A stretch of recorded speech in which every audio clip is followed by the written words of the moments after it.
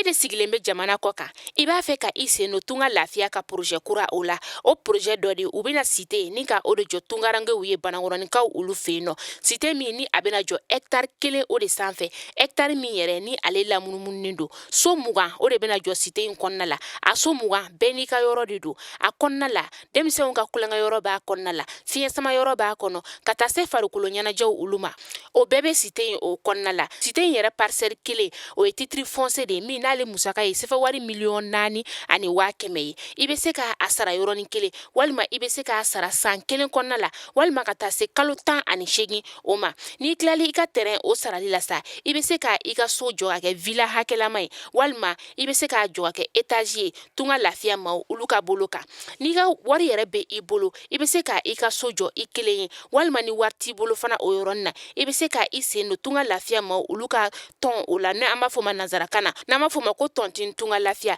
walasa ka se ka i ka so ale jɔ cité o kɔnɔna la o t'a bannen dɛ tunga lafiya ma o bɛna tila ka immeuble fana jɔ cité in kɔnɔna la immeuble min n'i bɛ se ka appartement o san chambre 3 de b'a kɔnɔna la ale ni salon 1 a musaka bɛ t'i jɔ sefa wari 15,000,000 la ka taa se sefa wari 17,000,000 ma i bɛ se ka o fana sara dɔɔni fo ka taa se san 2 ani tila ma.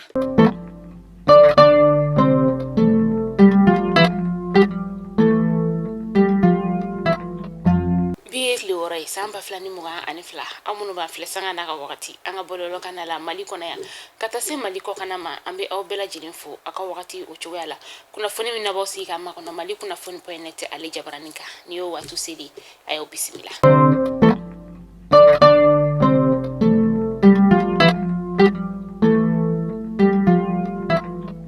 Kunnafoni daminɛla bi lakanabaliya ale kɔni yakubalen don an ka jamana o kɔnɔna la ni wagati na min ni a kelen bɛ ka jamanaden kelen-kelenna bɛɛ lajɛlen jɔrɔ o de kɔnɔna la sa fɛn min ye an ka faba kɔnɔna ye ka taga se an ka marabolo olu kelen-kelenna bɛɛ lajɛlen ma bingani wale ale kɔni cayalen don yen nɔ kosɛbɛ an ka faba kɔnɔna la yan nɔ an ka ba polisilakaw yɛrɛ olu bɛ yen nɔ ni kɔni kelen bɛ jɔrɔnankoba ye olu yɛrɛ ka fanfɛla o la bingani wale o kɔni bɛ ta ka maaw n'u bolominɛw sɛgɛrɛ sanga a n'a ka wagati maaw ka jagokɛyɔrɔ ka taga se u bololaminɛw ma binganikɛlaw bɛ o bɛɛ lajɛlen ni ka o minɛw la a binganikɛla dɔw yɛrɛ kɔni bɛ maa dɔn ni ka u bɔnɛ u ni na u bololaminɛw olu nɔfɛ wa u hali u ka bolimafɛn sen 2 dɔn minnu yɛrɛ n'olu kɔrɔlen don u bɛ u faga u ka bolimafɛn kɔrɔw yɛrɛ fana o nɔfɛ maa marafɛntigi lakodɔnbali ninnu yɛrɛ fana u kɔni u kɛlen don ka bingani wale ni ka ale yakubaya kosɛbɛ wa a maa dɔw yɛrɛ fana bɛ yen nɔ olu kɔni bɛ ɲɛnaminifɛn ni ka o de sɛbɛkɔrɔta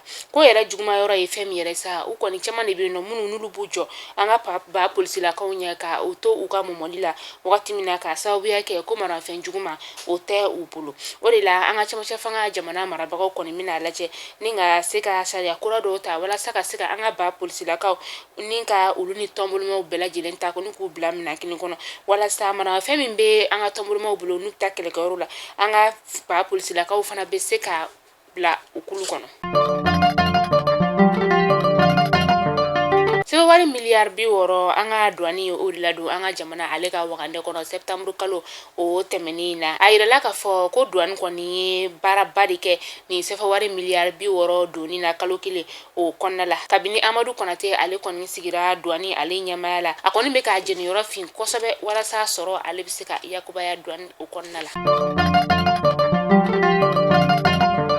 Samiya kɔnɔna la ji ale walankatara kosɛbɛ dandugu fagala ale ni konyo dugu la ni dugu kofɔlen ninnu bɛ jɛnɛ o lamini na jɛnɛ bɛ Mopti o mara la a yirala ka fɔ ko ni dugu ninnu kɔni fɛn min ye baji ye ale de kɔni fara ni ka walankata ka don sigida caman o kɔnɔna la sigida minnu yɛrɛ ni ale bɛ Mopti ale ni Segu o mara la ni dugulama ninnu bɔ dugu maaw yɛrɛ kɔni y'a yira ka fɔ ko dugu 2 de bɛ yen nɔ ni o ye Tuwara ale ni Siribabugu Bozo ye olu de kɔni bɔra u sigiyɔrɔ la maa ba yirika caman de bɛ yen nɔ minnu ni olu kɔni ka du kɔni olu bina denbaya ba 10,321 de bɛ yen nɔ minnu ni olu kɔni bɔnna u bololaminɛw olu la dandugu ni fakala konyo dugu ni ɲɔgɔn cɛ u ka foro an'u ka baganw ji kɔni taara n'olu tila bɛɛ lajɛlen u ka dugu mɛri kɔni sɛbɛnfura ni ka o kɛ ka o ci baɲumankɛtɔ maaw ma walasa ka se ka dɛmɛ don ni denbayatigi ninnu ma dɛmɛ donnen kɔfɛ u masa yirala ka fɔ ko halisa u mago bɛ dɛmɛ na ka sababuya kɛ ni dugulama ninnu kɔni sigilen bɛ yɔrɔ minnu na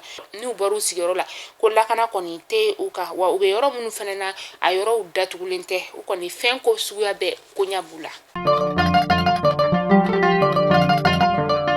Kajulonda lamini lakɔl ɲɛmaw ka taga se a perefew ni a sendikaw n'a mɛruw ma u ye sigi ka kuma ni ka o kɛ tarata tɛmɛnen na octobre kalo tile 4 san 2022 in na laɲini ye fɛn min ye sa o de ye ka se ka ɲɛ sɔrɔ fɛn min ye kajolo lakɔl karamɔgɔw kɔni kelen do ka baarabila ni ka o kɛ baarabila min ni a bɛ sen na kabini septembre kalo tile 3 tɛmɛnen u ka sendikaw kɔni olu tɛ ka bɔ u jɔyɔrɔ o kan nka u bɛna sigi ka kuma wɛrɛ ni ka o kɛ juma nata in na walasa ka se ka ɲɛ sɔrɔ a la.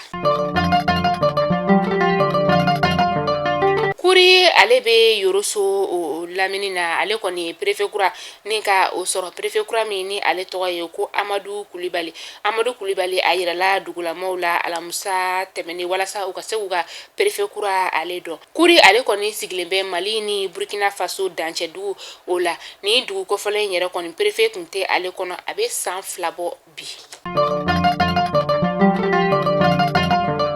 Mali kunnafoni jabarani lajɛbaw aw tulo garisɛgɛ kɛra ni kunnafoni damadamani bi k'a da kelen-kelenna bɛɛ lajɛlen tulo kan n'Ala m'an ka jɔnya aw ni an bɛ ɲɔgɔn sɔrɔ yan nɔ sini inshallah kunnafoni kuraw olu kɛnɛ kan a y'aw sɔgɔlen to Mali kunnafoni na ka sababuya kɛ anw bɛ ko kuraw ni ka o de yira aw la tuma bɛɛ tunga lafiya de anw ka kunnafoni ale jukɔrɔma don dɔ b'a ye tunga lafiya min ni a nana tungarankew lafiyali kama sojɔko la o tuma la a ye tunga lafiya ma wele walasa aw bɛ se ka lafiya cogo min na aw ka so jɔliko la aw k'an bɛn don n'a nataw la.